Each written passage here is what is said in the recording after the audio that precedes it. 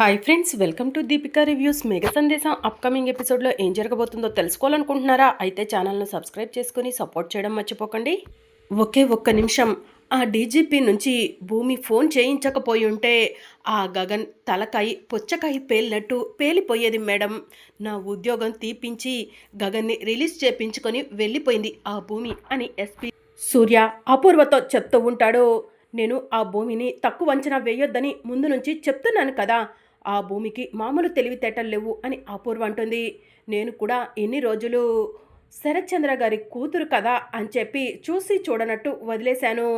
కానీ భూమి అంటే ఏంటో ఇప్పుడే తెలిసింది అని చెప్పి సూర్య అంటూ ఉంటాడు. ఇప్పుడు తెలిసినా నువ్వు ఏం చేయలేవు కదా సూర్య అని చెప్పి అపూర్వ అంటూ ఉంటుంది. ఆ గగన్ నన్ను కొట్టి పెద్ద తప్పు చేశాడు. భూమి నా ఉద్యోగం తీపించి పెద్ద తప్పు చేసింది. వాళ్ళిద్దరినీ వదలను అని చెప్పి సూర్య చెప్తూ ఉంటాడు. ఏం చేస్తావేంటి, నువ్వు ఏమీ చెయ్యలేవు అని అపూర్వ సూర్యను రెచ్చగొడుతూ ఉంటుంది. అలా అనొద్దు మేడం, నాకు కోపం వస్తుంది. భూమి గగన్ల చావు నా చేతిలోనే రాసి పెట్టుంది అని సూర్య చెప్తూ ఉంటాడు. చేతగాని వాళ్ళు ఇలాంటి మాటలే చెప్తారులే అని చెప్పి అపూర్వ అంటుంది. చేసి చూపిస్తాను మేడం, ఆ రోజు నేనేంటో మీకు అర్థమవుతుంది అని చెప్పి సూర్య అంటూ ఉంటే, సరే చూస్తాను కదా, బ్రతికే ఉంటాను కదా అని చెప్పి అపూర్వ అంటుంది. త్వరలోనే భూమి గగన్లు చచ్చారన్న చావు కబురు మీ చెవున పడుతుంది. ఆ రోజు త్వరలోనే వస్తుంది మేడం, ఉంటాను అని చెప్పి ఎస్పీ సూర్య అక్కడి నుంచి వెళ్ళిపోతూ ఉంటాడు. నేను కోరుకుంటుంది కూడా భూమి గగన్ చావాలనేరా. నిన్ను రెచ్చగొడితే నువ్వే వాళ్ళిద్దరిని చంపేస్తావని నిన్ను రెచ్చగొట్టాను. నా చేతికి మట్టంటకుండా పని పూర్తయిపోతుంది అని చెప్పి అపూర్వ మనసులో అనుకుంటూ ఉంటుంది. ఇక మరోవైపు గగన్ రెడీ అయి కిందికి వస్తాడు. భూమి భూమి మీ తమ్ముడు శివ రెడీ అయ్యాడా, పూర్ణి రెడీ అయిందా అని చెప్పి అడుగుతూ ఉంటాడు. మీ చెల్లెలు చాలా స్పీడ్గా ఉంది బావా, ఎప్పుడో రెడీ అయి ఉంటుందిలే అని చెప్పి భూమి అంటుంది. మీ తమ్ముడేమన్నా తక్కువ ఏంటి భూమి అని చెప్పి గగన్ అంటాడు. అది కాదు బావా అని భూమి అంటూ ఉంటే, సరే సరే భూమి, ఇప్పుడు మన ఇద్దరం పోట్లాడుకోవటానికి ఇది సమయం కాదు. కాసేపట్లో నిశ్చితార్థం, పంతులు గారు కూడా వస్తారు. మరి శివ తరపున నిశ్చితాంబూలాలు మీ నాన్న ఆ అపూర్వ తీసుకోవాలని నువ్వు కోరుకుంటున్నావు కదా, వాళ్ళిద్దరూ వస్తారా అని చెప్పి గగన్ అడుగుతూ ఉంటాడు. బావా, ఈ విషయం గురించి నేను నాన్నతో ఇంకా మాట్లాడలేదు. ఇప్పుడే వెళ్ళి నాన్నను ఒప్పించి తీసుకొని వస్తాను బావా అని చెప్పి భూమి అంటుంది.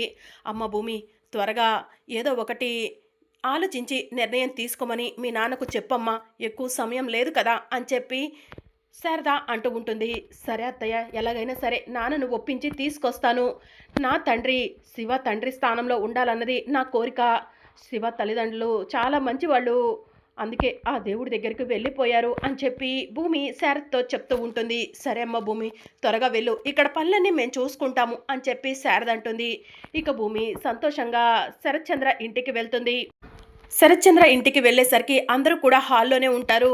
భూమిని చూసిన శరత్చంద్ర, మళ్ళీ ఏ మొహం పెట్టుకొని ఈ ఇంటికి వచ్చావు అని చెప్పి శరత్చంద్ర అడుగుతూ ఉంటాడు.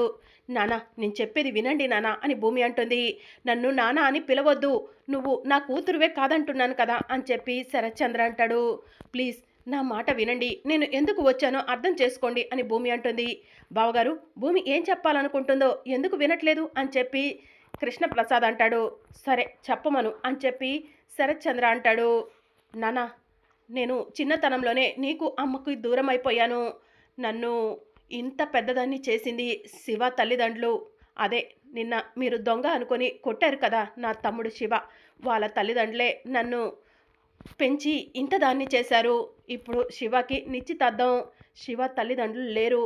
శివ తల్లిదండ్రులు లేని స్థానంలో శివ తల్లిదండ్రులుగా నువ్వు అపూర్వ పిన్ని నిల్చోవాలని నేను కోరుకుంటున్నాను అని చెప్పి భూమి అంటుంది. ఆ మాట బిందు విని ఒక్కసారి షాక్ అయ్యి ఏడ్చుకుంటూ అక్కడి నుంచి వెళ్ళిపోతుంది. ఏంటి, నేను నీకే తండ్రిని కాదంటుంటే ఆ అనామకుడు శివకి తండ్రిని అంటున్నావా? నేను ఆ శివ తండ్రిగా నిల్చోను అని చెప్పి శరత్చంద్ర అంటాడు. ప్లీజ్ నాన్న, మీ కాళ్ళు పట్టుకుంటాను అని భూమి అంటుంది. నువ్వు నా కాళ్ళు పట్టుకున్నా సరే నేను నిశ్చితాంబూలాలు తీసుకోను. నువ్వు నా కూతురివి కాదు, ఆ శివకి నేను తండ్రి స్థానంలో నిల్చోను అని చెప్పి శరత్చంద్ర అంటాడు. ప్లీజ్ నానా, నా మాట కాదనకండి అని భూమి ఏడుస్తూ ఉంటే అప్పుడే అపూర్వ బయట నుంచి వచ్చి, ఏంటి బావా అలా అంటున్నావు? ఎంత కాదనుకున్నా భూమి మన కూతురే కదా బావా అని చెప్పి అంటూ ఉంటుంది.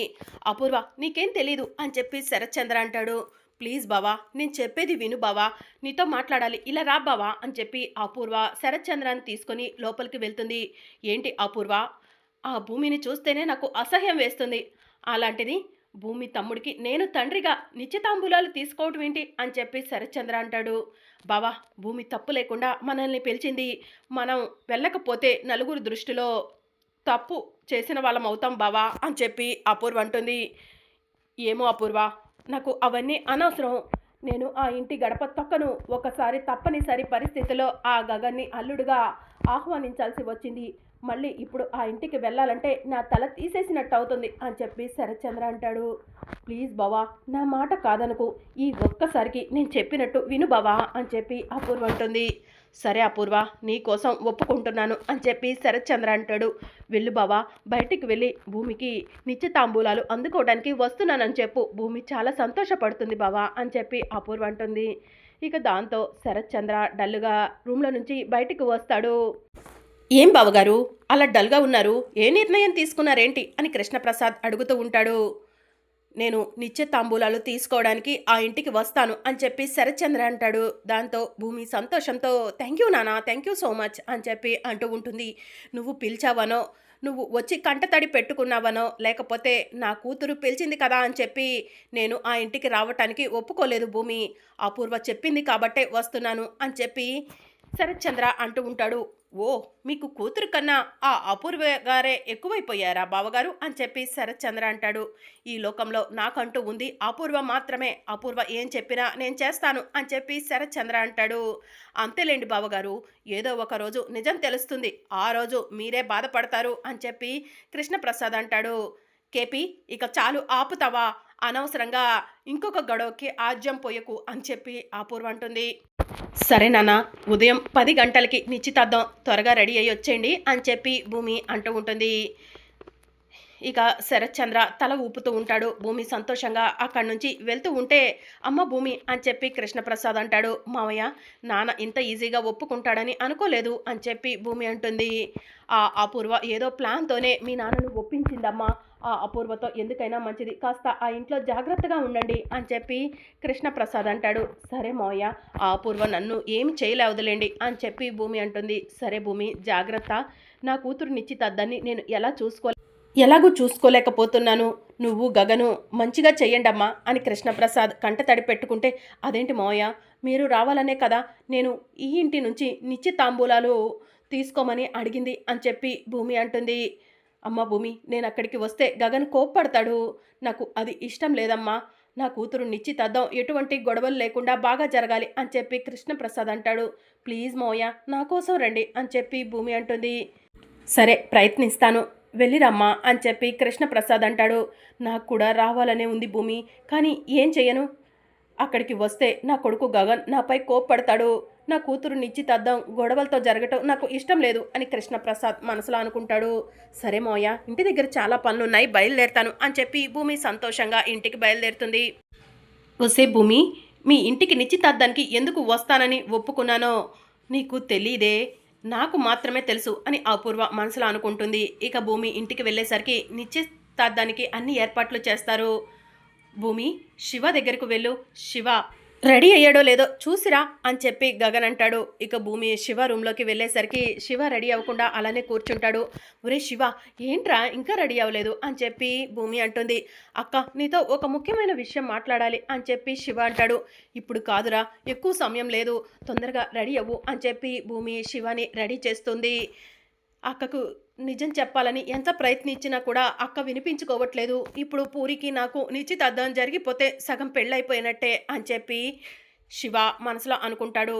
ఇక మరోవైపు బిందు ఒంటరిగా కూర్చొని శివని ప్రాణం కంటే ఎక్కువగా ప్రేమించాను, శివకి పూర్ణికి నిశ్చితార్థం జరిగిపోతుంది, ఇక నేను బ్రతికుండి కూడా ఎలాంటి ఉపయోగం లేదు అని చెప్పి పాయిజన్ బాటిల్ని బయటికి తీసి బాటిల్ వైపు చూస్తూ ఉంటుంది.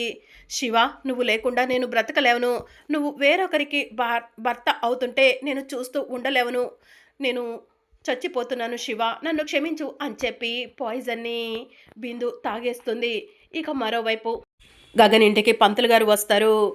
పంతులు గారు రాగానే అమ్మాయి అబ్బాయిని తీసుకురండి అని చెప్పి చెప్పడంతో భూమి శివాని, గగన్ పూర్ణిని తీసుకొని వస్తూ ఉంటారు.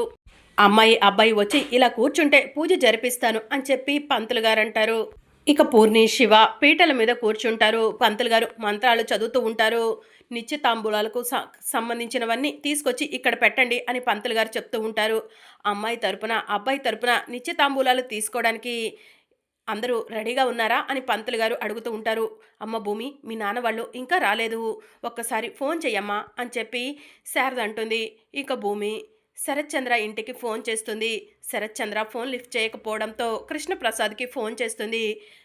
కృష్ణప్రసాద్ ఫోన్ లిఫ్ట్ చేస్తాడు. మావయ్య, ఇంకా నాన్న వాళ్ళు నిశ్చితాంబూలాలు తీసుకోవడానికి రాలేదేంటి అని భూమి అంటూ ఉంటుంది.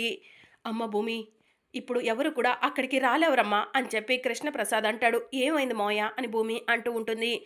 మన బిందు ఆత్మహత్య ప్రయత్నం చేసిందమ్మా, అందరం హాస్పిటల్లో ఉన్నాం అని చెప్పి కృష్ణప్రసాద్ అంటాడు. బిందు ఆత్మహత్య ప్రయత్నం చేసిందా, ఎందుకు మావయ్య అని భూమి అడుగుతూ ఉంటుంది. ఏమో తెలీదమ్మా అని చెప్పి కృష్ణప్రసాద్ అంటాడు. సరే మోయ అని భూమి ఫోన్ కట్ చేసి ఏడుస్తూ శారద్ దగ్గరకు వస్తుంది. అమ్మ భూమి, ఏమైంది, ఎందుకు ఏడుస్తున్నావు? మీ నాన్న నిశ్చితాంబూలాలు తీసుకోవడానికి రానన్నారా అని శారద అడుగుతూ ఉంటుంది. మన బిందు ఆత్మహత్య ప్రయత్నం చేసిందంట అని చెప్పి భూమి చెప్తుంది.